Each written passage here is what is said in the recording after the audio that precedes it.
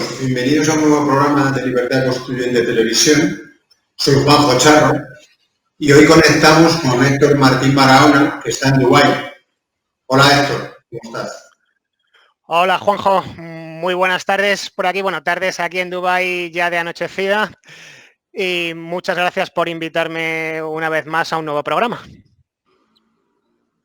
Pues hoy vamos a hablar sobre el abismo que se abre entre la Unión Europea y sobre todo vamos a analizar el origen de este abismo, tanto político como económico. Y vamos a empezar a analizar desde la propia fundación de la Unión Europea y a analizar su conexión con el concepto de Estado de partidos, con el concepto de democracia. Así que al principio podemos empezar pues analizando el origen del Estado de partidos a partir de la Primera Guerra Mundial. Y en conclusión, pues intentaremos sacar las distintas consecuencias que esto ha tenido. Muy bien,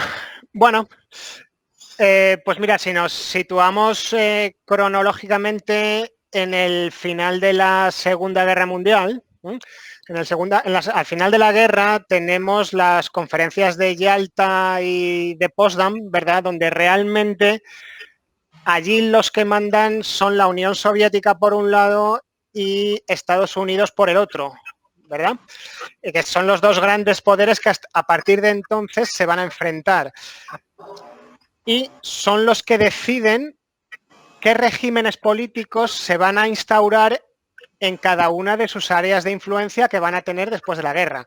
Evidentemente, en los países del este, el régimen implantado va a ser un sistema comunista que ya cayó, y en el área de influencia de los Estados Unidos se va a implantar un estado de partidos copiado de la República de Weimar de la época de entreguerras de los años 20. ¿Esto qué va a implicar cuando Estados Unidos va a imponer este régimen político en Europa? Esto va a implicar que Europa únicamente va a poder disfrutar de la libertad que los Estados Unidos le dan, porque la guerra realmente en Europa la ganan los Estados Unidos en Europa occidental, ¿verdad? Entonces, el régimen político que los Estados Unidos van a instaurar después de la guerra viene impuesto de arriba hacia abajo.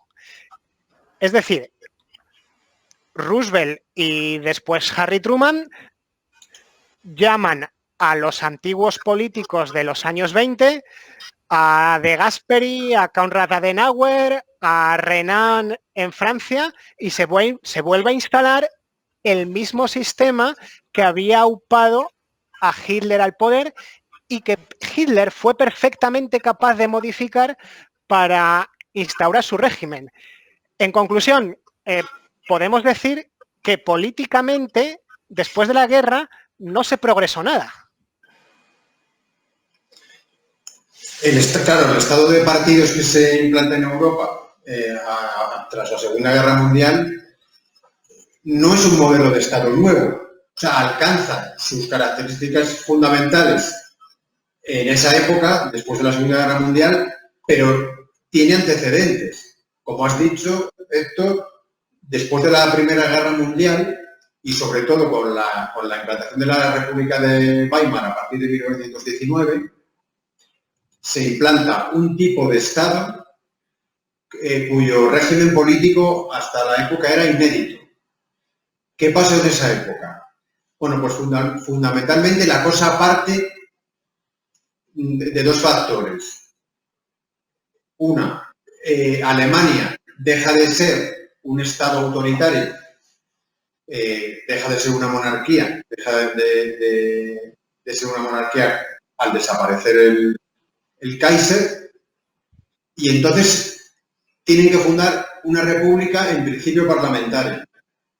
Pero esto está enmarcado en un fenómeno que es la influencia tan fuerte que ha tenido en Europa la Revolución Soviética, la Revolución Bolchevique. Y En ese momento, en la Internacional Socialista se produce una división, una escisión. Los comunistas, con Lenin, se escinden de la internacional, de la Segunda Internacional, que es la Internacional Socialista Histórica, la marxista, y entonces en el Partido Socialdemócrata Alemán se produce un cisma.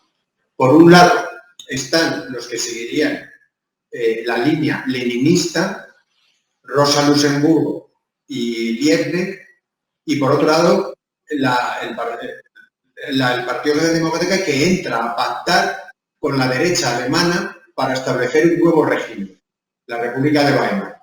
Y ahí, en ese pacto, llegan incluso a fusilar a Rosa Luxemburgo y al otro dirigente del Partido Socialdemócrata espartaquista, que los matan. Entonces, de ese pacto entre la derecha alemana tradicional, que venía del régimen del Kaiser, y el nuevo Partido Socialdemócrata, bueno, que no es el nuevo, es el Partido Socialdemócrata que subsiste tras la escisión comunista. Se forma un régimen en el que se reparten el poder entre el Partido Socialdemócrata y la derecha alemana, de forma que, como son los fundadores de ese régimen, da igual el resultado de las elecciones, porque aunque gobierne uno o gobierne otro, están los dos en el poder. Eso se hace posible a través del régimen electoral que se implanta, que es el sistema proporcional de listas de partidos. Y en ese sistema proporcional les permite que cualquiera de los dos, tanto los socialdemócratas como los conservadores, puedan gobernar con un 20% de diputados. Además, el presidente de la República también tiene la última palabra a la hora de nombrar al canciller, al primer ministro, por lo cual, sean cuales sean los resultados electorales, se pueden repartir el poder entre uno u otro partido. Esto, ¿qué pasa?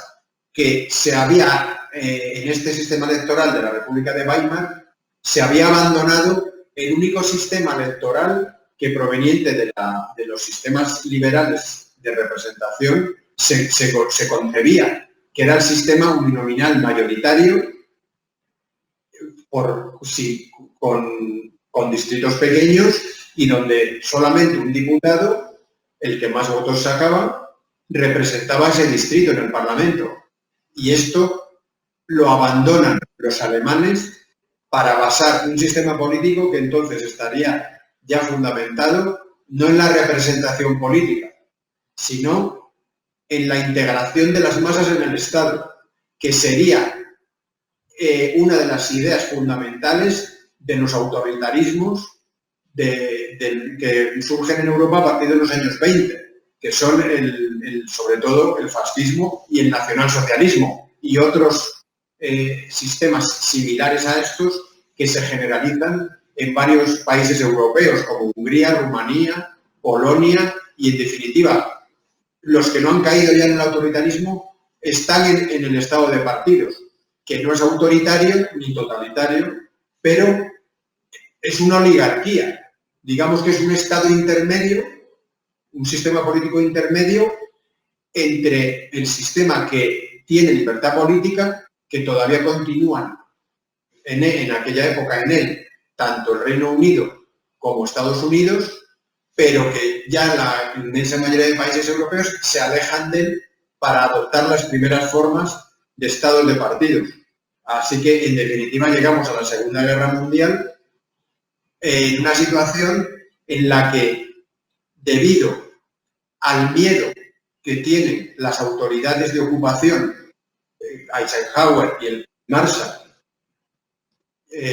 para reconstruir la organización de los estados europeos, el miedo que tienen a que, si se implanta una democracia, los candidatos de los partidos comunistas prosoviéticos de los distintos países europeos puedan sacar mayorías significativas, pues intentan establecer el mismo sistema que estaba vigente en muchos estados europeos, como la República de Weimar o Austria y varios otros, para así conjurar ese peligro que ya se veía inminente a los inicios de la Guerra Fría y así en suma, llegamos al año 49, donde ya están implantados de nuevo el estado de partidos, en el que no existe representación política y, por lo tanto, no hay libertad política.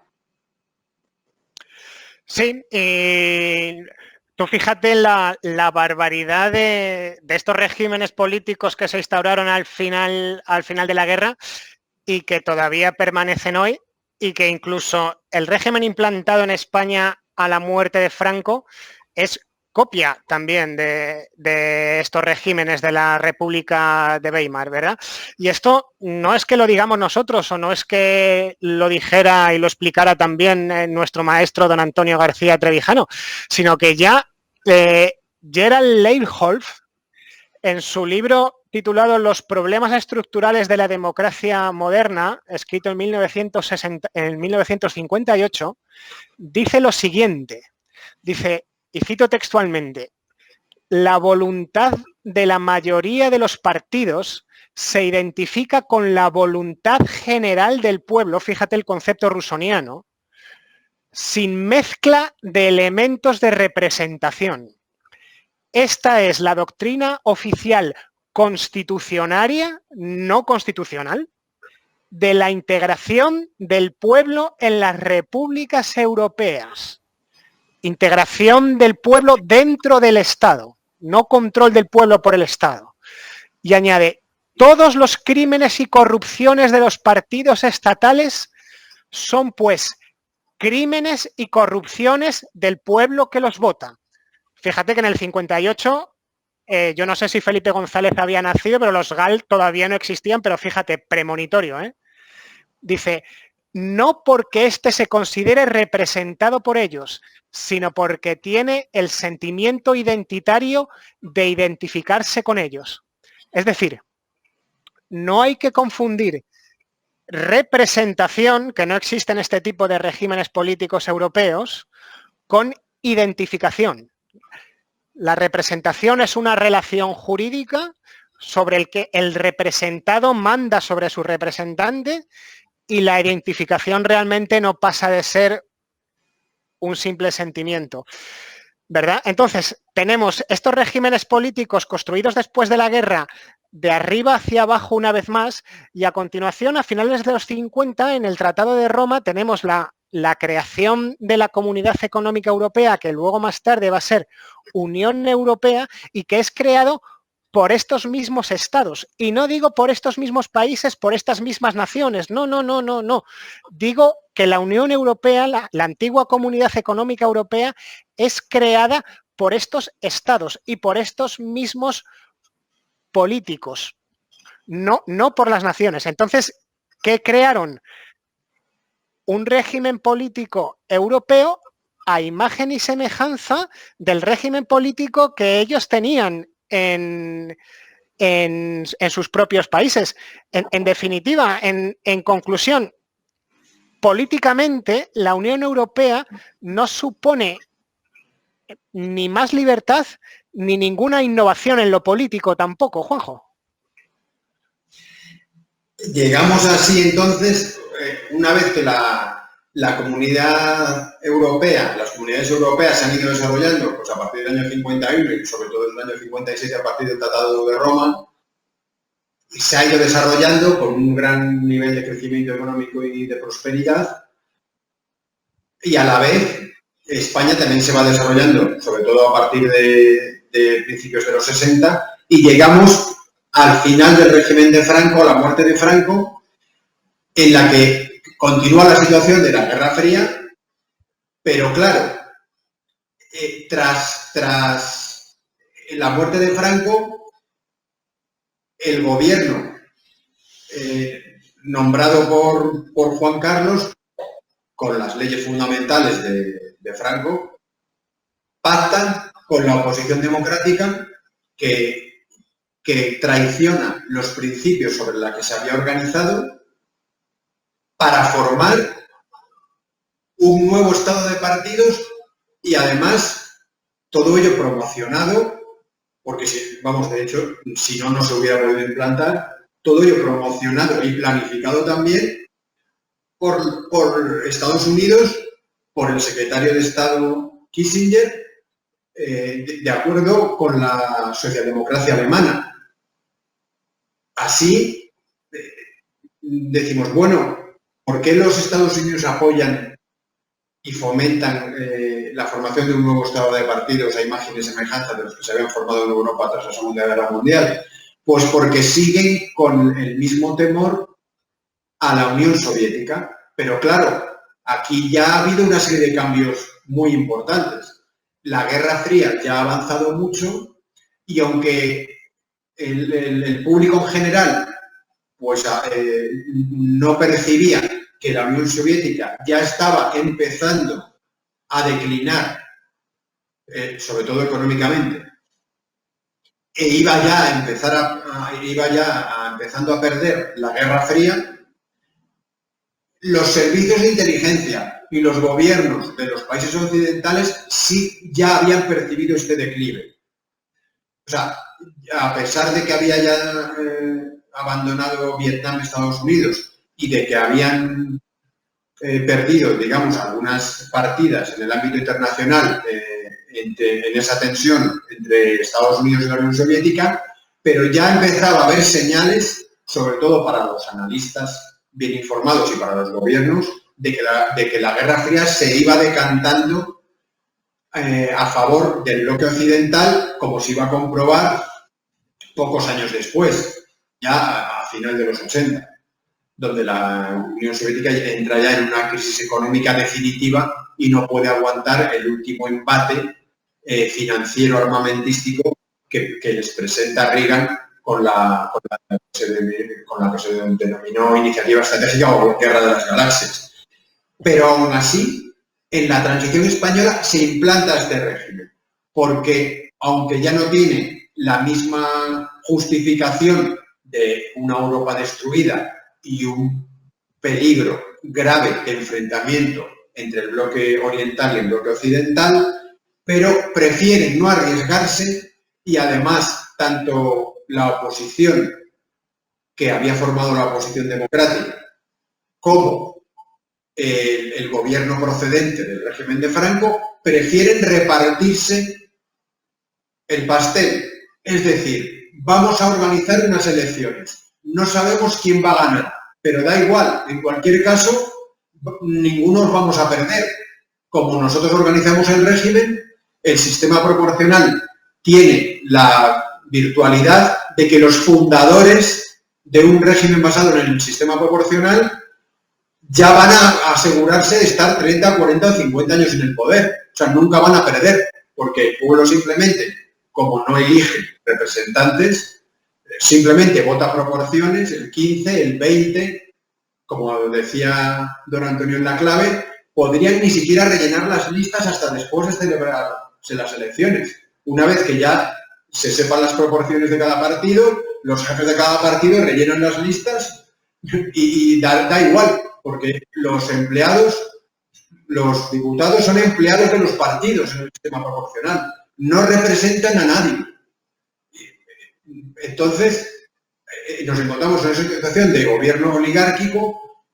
España no es una democracia, como tampoco lo han sido ninguno de los estados de partidos europeos, con la excepción de Francia, que gracias a la reforma constitucional que hizo De Gaulle en 1958, establece el sistema uninominal mayoritario, separa los poderes de forma que el poder ejecutivo, que corresponde al presidente de la República, se elige en elecciones separadas directamente por los electores, y las elecciones de la Asamblea Nacional en otras elecciones, pero con el sistema uninominal mayoritario por distritos pequeños que asegura la representación política y por lo tanto asegura la libertad política. Y así en Francia hay separación de poderes entre el poder ejecutivo del presidente y el poder legislativo de la Asamblea Nacional, y hay representación política en la Asamblea Nacional y por lo tanto hay democracia, con un pequeño detalle que sí que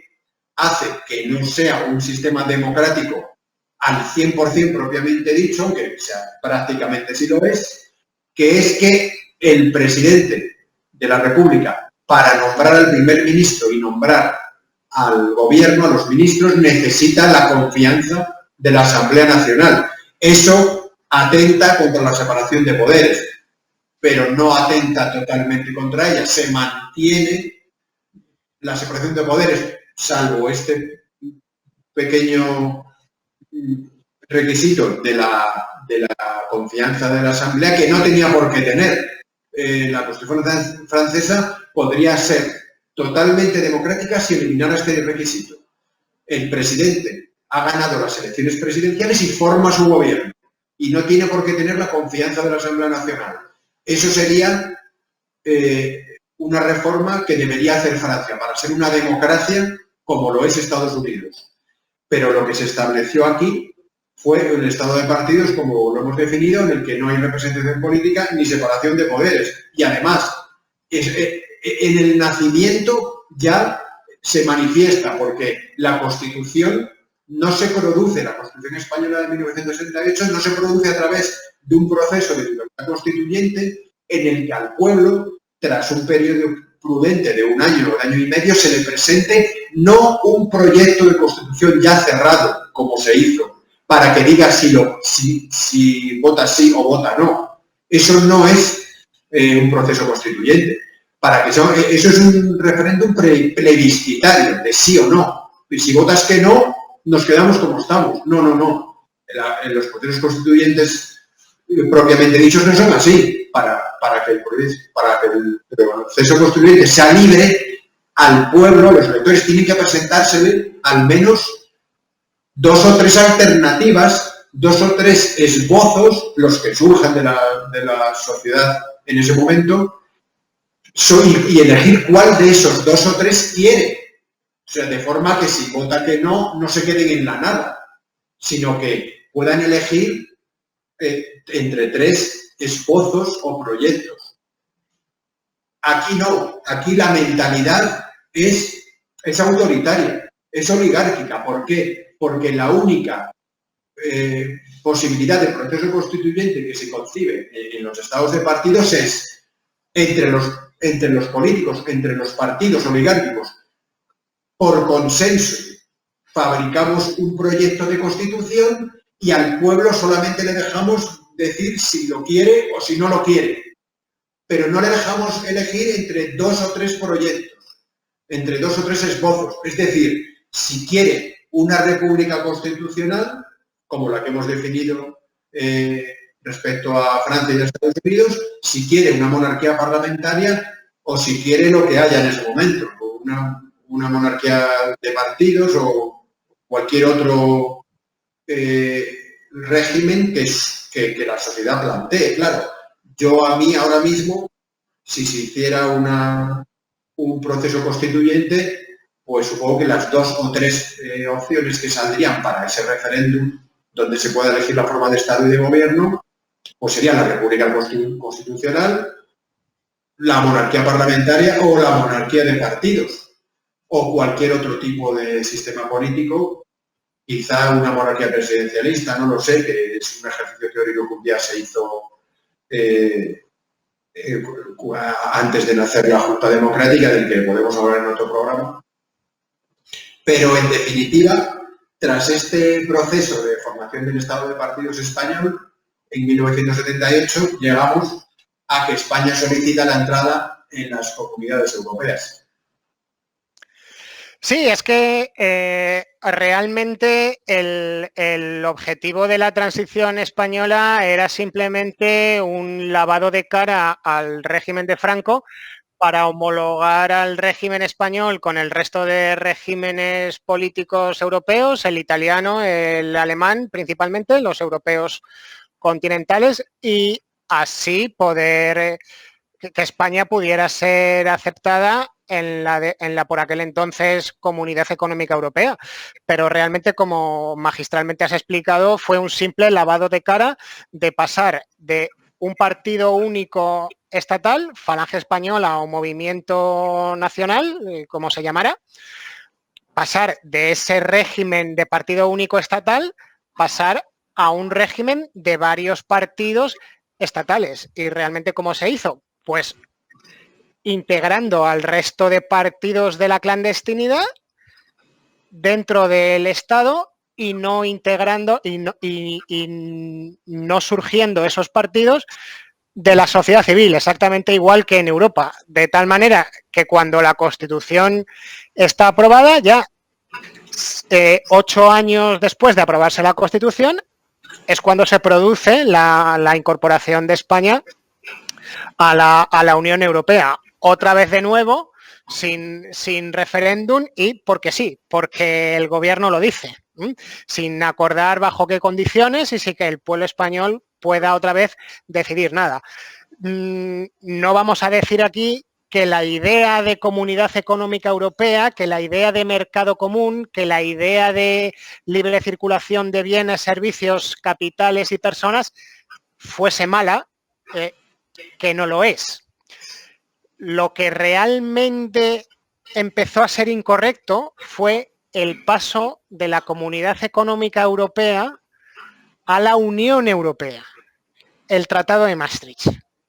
Esto lo explicó magistralmente también Margaret Thatcher en un artículo justo después de dejar de ser primera ministra británica. Es un artículo del año 92, cuando ya estaba John Major de Premier, me parece, que dice, el Tratado de Maastricht y la moneda única son dos cosas que van de la mano.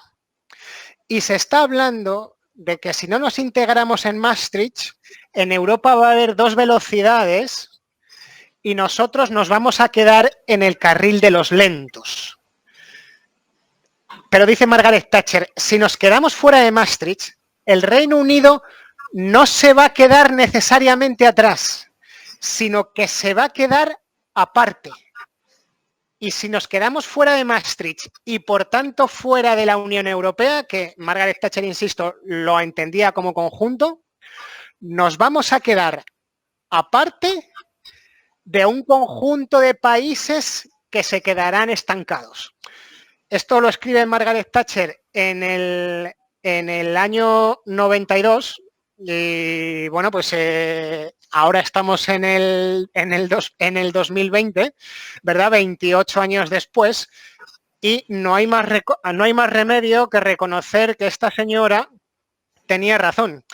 Después de Maastricht vino la Unión Monetaria, donde una vez más el pueblo español perdió soberanía, en este caso monetaria. Desde el año 86 ya se había producido un proceso de desindustrialización de España y un proceso económico también muy perjudicial para la economía agraria de muchas provincias españolas. De tal manera que hemos llegado al tiempo actual, a 2020, con más de 2/3 del Producto Interior Bruto español que proceden de los servicios. Gran parte de esos servicios no son de un alto valor añadido, porque son turismos, porque provienen de servicios al turismo. Y eso, si lo compruebas ahora mismo, con cómo han encajado la crisis cada una de las provincias españolas, las que lo han encajado mejor, las que han sufrido menos esta crisis del coronavirus han sido Madrid, donde está la tecnología y servicios de alto valor añadido, y la otra región de España donde menos impacto ha tenido el coronavirus ha sido la región norte, fundamentalmente el País Vasco, que es la región más industrializada. ¿Dónde ha sido la región que más ha sufrido esta crisis del coronavirus? Fundamentalmente Andalucía y resto del sureste español y Canarias, regiones que tienen más del 50% de su Producto Interior Bruto dependiente del turismo. ¿Qué pasó? Que ni cuando entramos en la Comunidad Económica Europea se preguntó nada al pueblo de en qué condiciones había que entrar y si se quería entrar o no se quería entrar, y cuando se entró en la Unión Monetaria se crea el Banco Central Europeo y con la consecuente pérdida también de soberanía monetaria, con la consecuente pérdida de que cada nación pueda decidir cuál es su presupuesto nacional, sin que cada nación pueda decidir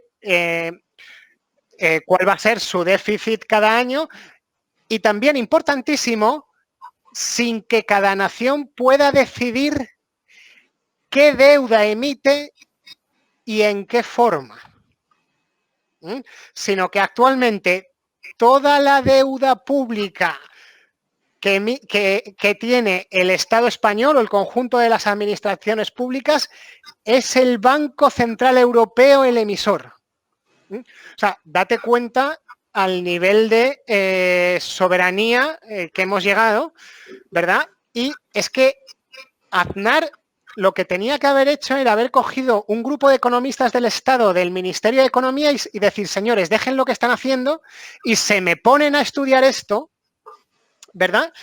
Y dentro de 3 meses me lo presentan, me lo explican, y una vez que me lo hayan explicado a mí, yo se lo presento al pueblo español, les digo lo que hay, les digo en qué consiste y lo sometemos a referéndum. Y, por supuesto, nada de eso se hizo. No, hemos llegado a la época de Rajoy. No, es que hay que hacer esto porque lo dice Europa. Oiga, ¿y Europa quién es para decidir en qué lugar de mi salón tengo que colocar el sofá? ¿En qué momento me han robado la cartera? Si es que tuve cartera alguna vez, en palabras sencillas. ¿Verdad? Entonces,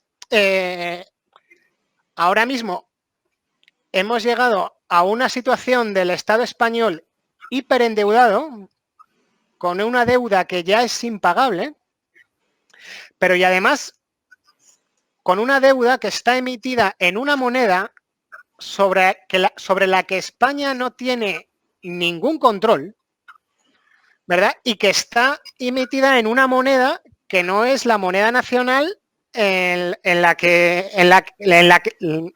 cuya base monetaria, cuya emisión el propio Estado español pueda controlar. Entonces, aquel artículo de Margaret Thatcher del año 92, en la que decía, no, si nos quedamos fuera de Maastricht y fuera de la Unión Monetaria Europea, el Reino Unido no se va a quedar en el carril de los lentos, no se va a quedar atrás, sino que se va a quedar aparte del grupo de los estancados.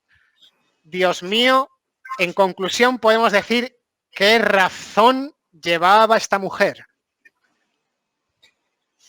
La clave de este proceso es que tras casi 30 años desde la aprobación del Tratado de Maastricht, la unión política ha fracasado.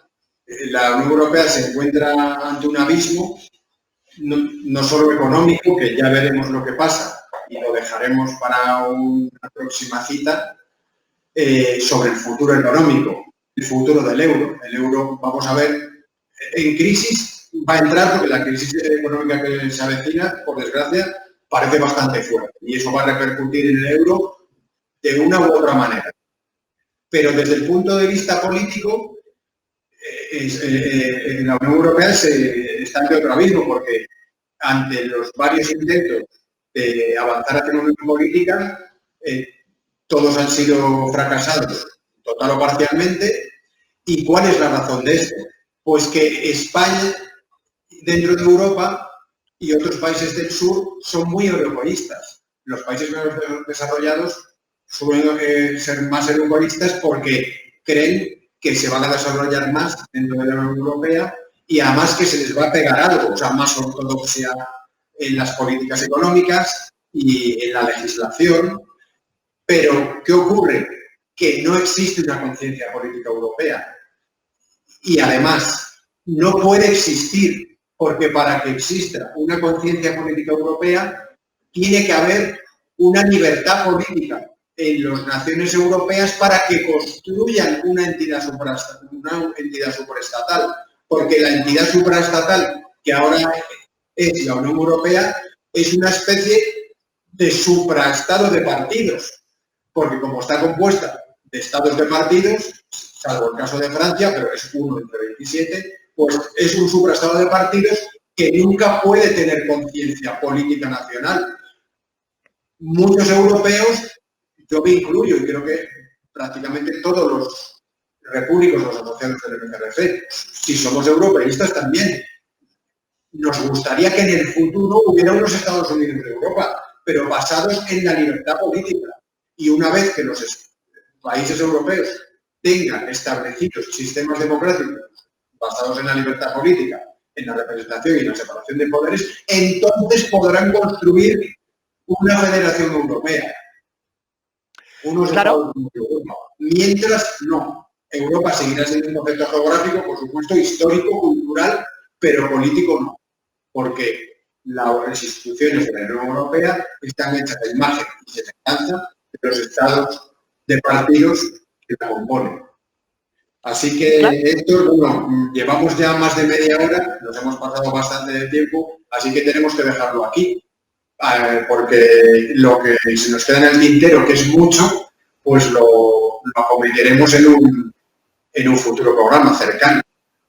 Sí, la verdad es que se nos ha quedado en el tintero una barbaridad de cosas, pero bueno, tenemos que hacer otro programa, ¿verdad?, sobre el Reino Unido, la distinta concepción del Reino Unido como Estado, tan distinto a los Estados-nación europeos, y también hablar de los nacionalismos que tiene ese Estado y ponerlos en comparación con los mal llamados nacionalismos españoles que son estatalismos, y decir cómo el Estado, decir cómo el nacionalismo escocés y el irlandés tienen su razón de ser, mientras que el nacionalismo español no es más que gente que quiere su propio estado de partidos para ellos solos, ¿verdad? No sé, entonces, sí, cerrando, no es que al edificio de la Unión Europea le hayan puesto una bomba y por eso se cae, sino que el edificio de la Unión Europea no tiene cimientos sólidos en la libertad política colectiva de abajo para arriba, sino que fue construido mal, de arriba para abajo, se empezó la casa por el tejado, y entonces en cuanto ha venido una simple ráfaga de viento que tarde o temprano vendría, pues al no tener cimientos por eso se cae, ¿verdad? Claro, ha llegado a ser, bueno, es lo que es una organización internacional de integración que ha intentado ser una comunidad política, pero se ha encontrado con la inexistencia de conciencia política europea. Así que nada, Héctor, pues muchas gracias por participar en el programa y muchas gracias a todos amigos por seguirnos y hasta un nuevo programa de Libertad Constituyente. Un abrazo a todos. Hasta la semana que viene, amigos.